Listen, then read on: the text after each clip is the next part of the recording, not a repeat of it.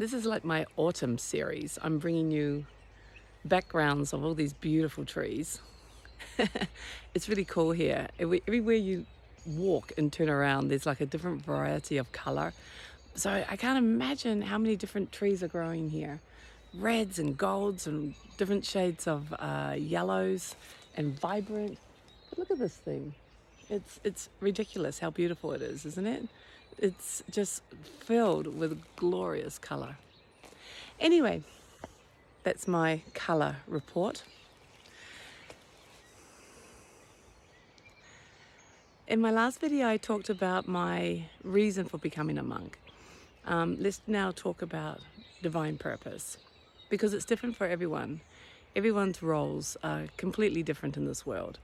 Obviously, my role was to become a monk and to become a meditation teacher and to share with people what that can be for them, what the purpose of life can be for them, what the ability to live who you are looks like for the individual, because we're not the same. Our roles are not the same, our personalities are not the same, our lives are not the same. And so a killer of our happiness is actually comparison, trying to be something that we're not, trying to seeing what's happening in someone else's life or in someone else's experiencing and wanting to mirror that to our own, trying to take that. And then it causes us all kinds of distress when we fall back into judgment. And I talked about judgment in my previous video. Judgment and comparison, oh my God. I mean, this is basically what I teach over and over again. When you see it in its greatness, when you see it in its fullness, it's an obvious judgment. I'm judging you. I'm comparing myself to something I want or I believe I want and I don't have. That's obvious. The subtleties, though, of the mind and of who we are and who we've been is when there's this undercurrent of kind of like offness or grumpiness, and we don't know why. We might not even recognize it. We're just bitching at the world or comparing ourselves with the world, but we just feel off. We just feel mad. We just feel annoyed. We're scowling. We're angry. And it's when you look at that, when you take that as an object to look at, because you're not that emotion. But when you look at it, when you just stop and take a moment and then realize that that's not who you are, a whole different experience starts to happen, because you can step back from these stupid emotions and these ridiculous thoughts that cause that undercurrent of offness, which creates a bad day or not a blissed out day, right? And when you look at it objectively, you see that it's just another comparison, another sense of lack, another idea that wasn't being seen. And I love that, because it means that you have become more conscious of something you're not. But it means you're now able to see the subtleties of the mind and realize that even the emotions are not who you are. You're that is aware of what you feel. You're that is aware that you're feeling off. You're that is aware of this moment. You are that is aware of the thoughts that are going on in your head. So that means you're not the thoughts. That means you're not the emotions. Do you know how freeing that is? To realize that you are that consciousness. You are the awareness naturally. You don't have to do anything else. Just be aware of it and laugh at it. Oh my God, I've been bitching in my own head all morning. Oh my God, I've been grumbling away in my head all morning. And then you just laugh at it and it's done. That's how simple it is to actually wake up. That's how simple it is to become more conscious. That's what's that word that in the last to be woke. What the heck does that even mean? I'm woke. I'm not waking up. I'm woken.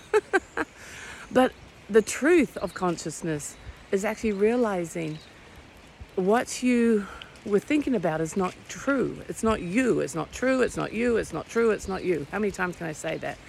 It is objective, which means it can change. I'm right beside a gorgeous coloured tree. Look at this thing. Oh my goodness me. And when you're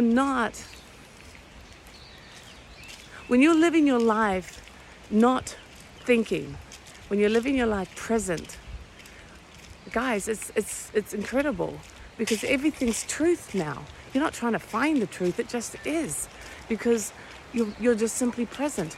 The mind, all of that, let's analyze what the mind is. I think this is bad, I think this is good. I think this is leaves on the ground.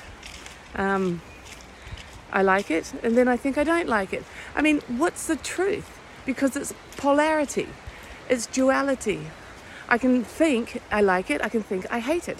So which one's true? It's whatever you're fluctuating between in the moment. So there is no truth, it's just the momentarily truth, which is transient, which is temporary. Which is, if you want that to be truth, great, it's my opinion, ding, ding. But it's not reality, because it's changeable.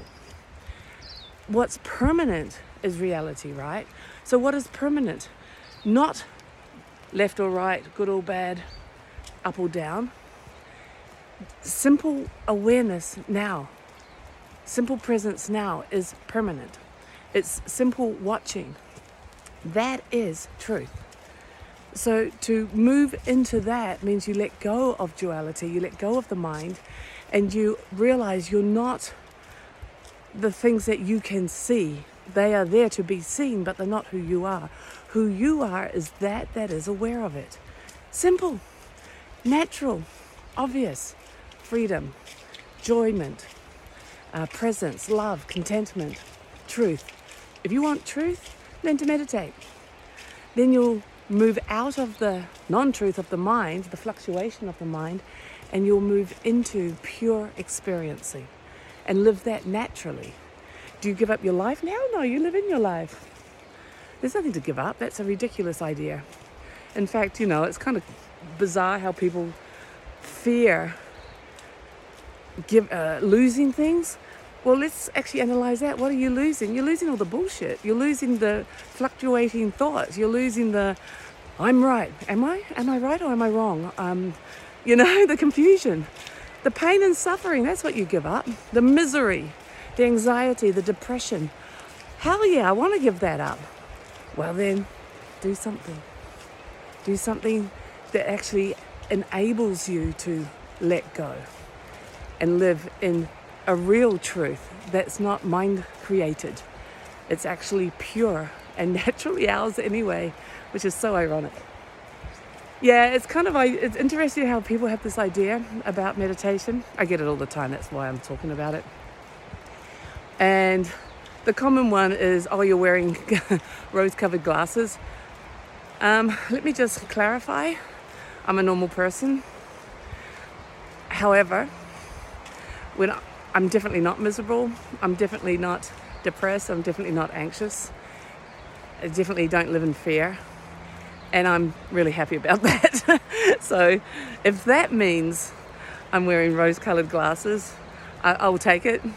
But my truth is I have a natural bliss and happiness because I'm not thinking about all that crap.